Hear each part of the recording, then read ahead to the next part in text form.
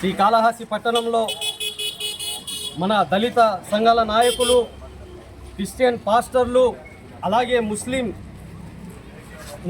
Minority leaders, అలాగే ప్రతిపక్ష నాయకులు, దళిత నాయకులు ప్రతి ఒక్కరూ నడి రోడ్డులో మిట్ట మధ్యాహ్నం నిలబడి ఉన్నారు.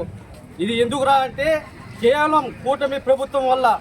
కూటమి ప్రభుత్వం ఏదైతే ముందు మాకు హామీ ఇచ్చిందో ముస్లిం జోలికి పోము, ముస్లిం మీద ఏదైనా వస్తే మేమున్నామని చెప్పిన ప్రభుత్వాలు ఈరోజు నడి రోడ్డులో మమ్మల్ని మిట్ట మధ్యాహ్నం రోడ్లో నిలబెట్టారు. ఏదైతే గతంలో మనం చూసినట్టయితే సిఏఏ ఎన్ఆర్సీ యాక్ట్ తెచ్చారు, అలాగే కరోనాలో ముస్లింల వల్లే కరోనా వచ్చిందని చెప్పారు.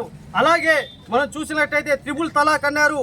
ఈరోజు వక్ఫ్ బోర్డ్ బిల్లు సవరణ అంటే ముస్లింని ఇండియాలో లేకుండా చెయ్యాలా?